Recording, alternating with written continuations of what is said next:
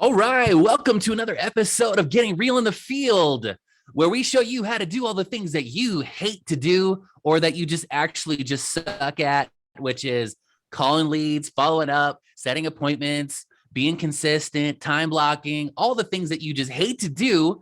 And we're here to help you get real in the field. If you're super host, Kekte and Woo! JP Flew Ellen. Oh, I guess I'm the only one in the room. There's a Sorry. lot of there's a lot of screaming in the background. That's yeah, Obviously, they're all just there. muted Hold it on. out. Oh, I can't. Exactly. I was So gonna. wait, I noticed that you got a Zen garden in the background today. Can you give the audience a little bit of background on the change in scene? So what sparked it? Sometimes in order to be productive, you have to stimulate your environment, right? And so what I have done is I have decided to consolidate my office with my wife, and now I have my own podcast studio. So that's That's super awesome. exciting, man. So you'll be seeing. Okay, you're inspiring me to change mine up too. I gotta let go of my painting and change that up soon. So more to come. Okay, so what Nice, are we gonna nice. cover today? So today we are going to talk about, is paying for leads worth it?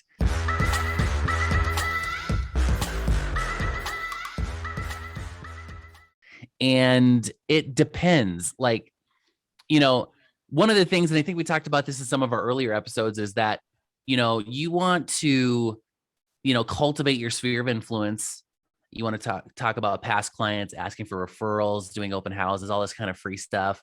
And then you also want to add leads on the front end. So you've got front end and back end leads, which is basically, the warm leads, and they're always going to be warm leads. And then you want to add cold leads. So you're adding cold leads, and cold leads are like circle prospecting and, open houses and stuff like that. But the reality of it is that in order to really scale a business out, it's just like everything else, it takes money to make money, and, or currency rather. And so that currency can either be time or it can be money, right? So Yeah, you totally. can, and a lot of younger agents are not of the school of running all over town and dropping off gifts. Now, if that's working for you, great. However, that's not scalable. Let's be honest. Like, unless you want to create a Walmart for real estate, and, you run around and try to do a lot of physicality with your business, or you can be the Amazon of real estate and use leverage through technology. And the best way to do that is to find lead generation companies that you spend money on to generate leads. Now there's the difference is hot lead versus cold lead, right? And what I mean by a hot lead versus cold lead is the hotter lead that you pay for is a lead that already has decided to make a decision. And that hot lead is requesting information. So the more information they request, the hotter the lead, because they're already in like action mode. And then you've got a colder lead. The colder online leads are the leads that are, they're dinking around on Facebook or on Google, and then someone slaps a real estate ad in their face, and they're like, oh, I guess I never really thought about that. So then they get on there and they do their little thing online, and then all of a sudden they're like, oh, well, maybe I'll ask for, someone to reach out to me. And then they put their information in there. And then when you call them and they say, oh, I didn't know someone was actually going to call me, even though on the ad it said someone's going to call you. So, but and we all know this, right? But really what it comes down to is you got to decide for yourself, how much money do I want to spend? So it's really starting with a budget. So you start off with whatever's comfortable and what you want to spend. And if I remember correctly, it's been a minute since I've dug really deep into the numbers, but usually on a buyer lead, if you're spending anywhere between $2.5 to $6 to $12, maybe even $20 for a buyer lead, whereas a hot buyer lead that's ready to go is probably going to be upwards in the $150 to $400 a hot lead. So, so it really it depends on what market you're in too. It does. I'll caveat, it's going to be differing in terms of cost per lead, whether if you are in New York City versus, I don't know, Cheyenne, right? Like the markets are so different.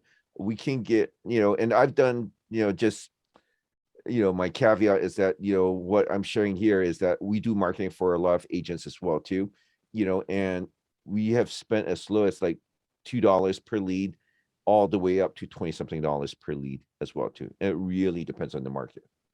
And I would So, also say too that smaller markets leads tend to cost more, um, because you have a smaller pool, so you have to spend more to get the audience. more Um, competition there. more Yeah. competition, yeah. So Yeah. whereas in a larger market, you don't. I use the net analogy, the casting of the net. Yeah. If you're in a very dense populated area, like you don't have to cast a very wide net to get fish. Yeah. Whereas in an area like Cheyenne, where you're fishing in Joe's pond, that the only fish they have in there are the minnows that they tossed away when they couldn't catch anything, and now now they've turned into fish. And so that's kind of how I kind of use that analogy. So really what it comes down to though is it's your effort as an agent against those leads, because you will Yep. generate leads in any area. However, how diligent are you to try to turn that lead into a actual client? And Yep. that goes back to some of our previous episodes where we've talked about, the amount of calls you're going to make, the amount of follow-ups you want to make. Do you want to automate that running 24/7 in the background to talk to those leads for you when you're sleeping, and then turning those people into, responsive prospects, and then them actually wanting to take action. So if Yep. you're providing a lot of value to your database, then you're actually going to get, it's just it's like fishing. The more often you get to the pond, the more you got bait. Eventually you're going to learn and be better at what you're doing because you're practicing at it, you're getting better at it, and you learn, you're a student of the business. And I hear this a lot, from agents where they complain about leads, like, oh, the leads suck. And ultimately the leads don't, none of the leads suck. You No. suck. Like, Ouch. I mean, Ouch. let's be honest. Like it's you. This is not like your normal job. People want when they get into real estate, they think that it's like a job. When you show up, business shows up. Yeah. Yeah. And if you I, just sit in your chair and do nothing, you're going to get nothing, because this is a direct proportionate business. It's directly proportionate to the amount of effort you put in, you're going to get back out. yeah. So, and so you just have to decide, how much do you want to make an hour? Do you want to make $17 an hour working at, the gas station, or do you want to make $500 an hour doing real estate? And so if you equate your time at $500 an hour, you just figure out, okay, well, how many hours do I need to put in prospecting, making phone calls, following up, paying for technology, paying for leads? How much money do I need to spend? And then figure out, okay, well, okay, I treat my business like a business. So if I put in this amount of money and then I put in this amount of effort, and I know that my time is worth $500 an hour, if I want to make $100,000 a year, you know, that's how many hours do I need to put in a week? And there you have it. There's your So formula. so I'll add a couple of things as well too. Like, so you mentioned two things that I want to just kind of touch on. One, you mentioned like, hey, getting leads from your spheres, and and versus buying leads, right, from lead gen companies, marketing, right? And so I think that you're absolutely right. I think that there should be a balance. You should always go to market to your spheres first of all, because that gives you the highest return, rate of return on converting your clients. But you can only hit so many people within your sphere, right? I mean, 200, 500 max. If you say you've got 1,000, you probably are those people.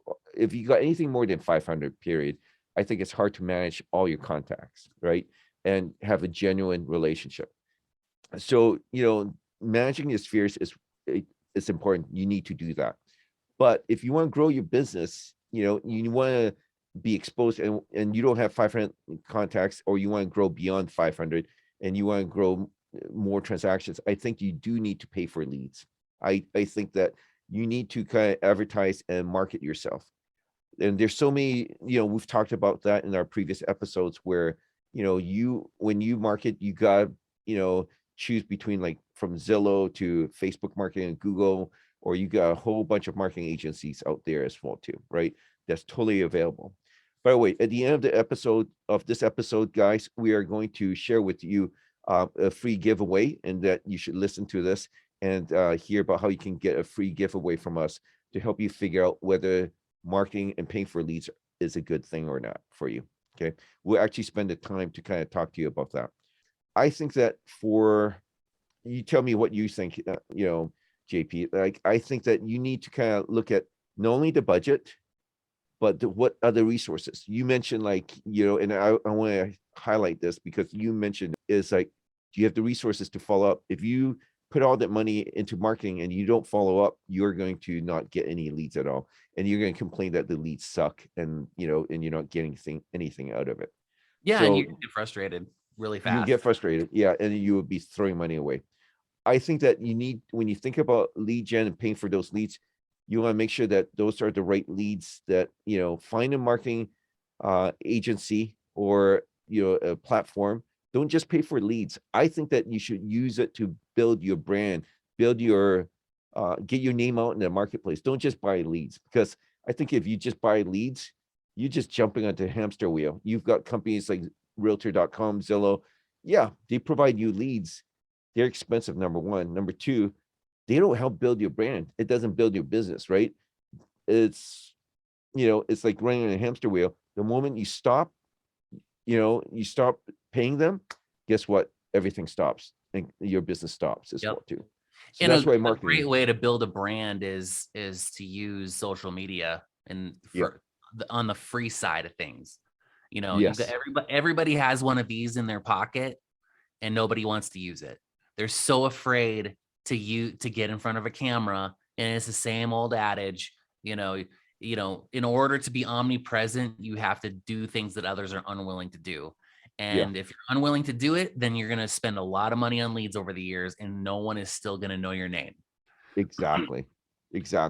And along with that, everybody should have your first name, last name.com as a website. And so that you have an online presence, building your name, and whatever broker's flag that you wave, make sure you're in compliance, of course, with your local and state laws when it comes to real estate branding and stuff like that. However, you should have first name, last name.com, or So first don't name, use last name. Gmail or Hotmail anymore. No. You mean in terms of your email or yeah. No, you should have a branded email, and you should have a branded website. So you should have yourname.com as a website. So when people search, they're going to hopefully they'll find your website first. And it tells all the things that you're doing, whether, all of your Instagram and your Facebook handles, all that stuff. If you're doing public speaking, stuff like that, if you're an affiliate with any corporations, you should have all of your affiliate links on there. You should have anything and everything that you want people to know who you are, so they can figure out what's your online personality and if it reflects who you are personally. So if you're doing a lot of videos, things like that, there's RSS feeds and stuff like that you can plug into your website that will actually pull in your YouTube videos and all that kind of stuff. So when people go on your website, they can watch who you are, figure out who you are as a person, because they're going to understand, like, oh, they're super nice on YouTube, and then they were crappy as a person, and they weren't funny, and they were really funny. Like I had a guy reach out to me once on Facebook, and he's like, dude, you are so much more funnier in person than you are in your YouTube videos. And I was like, Thanks, I guess. Trust me, because it is really hard without practice to like put yourself in, so that you can project your digital self across the universe. And then they're like, oh, that guy's kind of a douche in real life, or he's really funny, and like, you should read his book. Speaking of book, if you guys want to hear about my book on Amazon, it is called The Real Estate Brain: 7 Hacks on How to Buy a Home. It is actually for real estate agents to give to their clients. And, I found this problem years ago in the business where agents would let their clients just run amok. It would just, you'd have your first consultation, and next thing you know, they're talking to 7 other agents, and you're like, dude, I just showed you 50 houses. Why are you talking to other agents? Oh, well, I didn't know. I didn't know what I was supposed to do. And what happens is because the buyer's consultation has gone away. The whole buyer's consultation has Yes. gone away because people are just like, oh, I got a live one. I got a live one here. And they're just like, trying to reel them in rather than being like, it's kind of like if you're going fishing and then before the fish jumps out of the water all the way, they're like, hold on a second.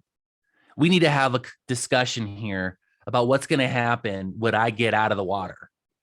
Because when I get out, are you going to throw me back? Are you going to fillet me? Am I going to be lunch? Like, am I going to be in a can? Like, what's going to happen here? Like, well, I'm a little freaked out about what might just happen if I get in your boat. You know what I'm saying? And so that's Yeah. what's kind of that's the buyer's consultation. It's like, okay, so if we're going to work together, here's the rules. And then and so that's kind of what this book is all about. And it's about Jack and Jill, and they want to buy this house on the hill, and how they have been just kind of running amok for a while. And they're like, oh, shoot, we're working with JP, And so it's all about my journey on how to like help my clients behave in the real estate market. And then and then we've given them tips, tricks, and tactics on how to navigate through that buyer's process in a way that doesn't make their agent angry. And so that's what the whole book is about. And it took me 3 years to write, this book. And it's really a quick, easy read. And it has all of my personality is like flowing out of this thing. And it's 70 pages. It's just a quick 70 pages.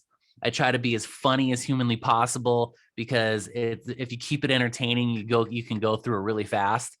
And so, if you guys want to learn more about that, just go on Amazon, type in Real Estate Brain, JP Fluellen. It pops right up. You can get a digital copy, I think, for $3. Or if you want the physical copy, I think it's $8.99 or $7.99, something like that. So, and it's on Amazon Prime, so you can have it within a couple of days. So there's my shameless plug. And Yes, I hear that. so anyways. So I guess if we're to wrap this up, is paying for real estate leads worth it?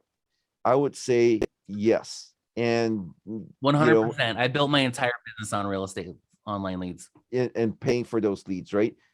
But however, you gotta be thoughtful and strategic about it. And this is where you want to make sure that you are absolutely on point with the follow-up game. You've got to be on point in terms of where you're marketing. Don't pay for lead services that's not going to build your brand, because the moment it stops, you're going to get screwed, and you're going to have to keep paying more for it. Yep. Any more insights to add before we wrap this up? I would just say, it's like the old adage, the fortune is in the follow-up. And if you don't, then, because this is in agents forget that this is a sales job. Yep. Agreed. Awesome. It's a sales job at the end of the day. So if you want to get a free consultation, that's our free giveaway, which is a free consultation. And you actually get both Keck and I both for this free consultation. And we will customize a plan for you if you want to go ahead and pay for leads. And we will try to put together a good plan for you on what to spend, how much to spend, how much lead flow you want. And we'll even talk about a little bit how many phone calls you need to make in order to follow up. And if you want a good platform, we'll tell you which direction. Field notes. In terms of what kind of platform to plug those leads in, and we'll kind of help you automate that whole process so that you can have a very successful 2022. Yeah. And I will say it's worth it to sit down and talk to us, because one of the things that we always do is when we consult with agents and we meet with them is how many transactions do you want to close this year? What's the end goal in mind that you're trying to get to? And then, let's kind of plan this out so that you can have a successful 2022. Okay. Awesome. That's it. Well, anything else to add before we wrap this up? Yeah. How can people get a hold of you, Keck? That's right. You can go to reach out to me directly on the phone 425-740-0260, or you can reach out to me on you can go to our website which is fieldnotes.ai. And you? Awesome. You guys can get a hold of me. You can probably just call me 307-772-1184 would probably be the fastest and easiest. You can hit me up on Instagram. I think my Instagram handle is really long, but if you just type in JP Fluellen, it'll actually pull up my Instagram handle. And or you can just email me at jp@titanreteam.com. And you can learn more about what we're doing at Real at www.joinreal.com and learn more about what we're doing over here at Real. And I think that just about covers it. Don't it, Keck? Yep. Okay, man. Well, All right, join man. us for the next episode of Getting Real in the Field. Peace. Peace.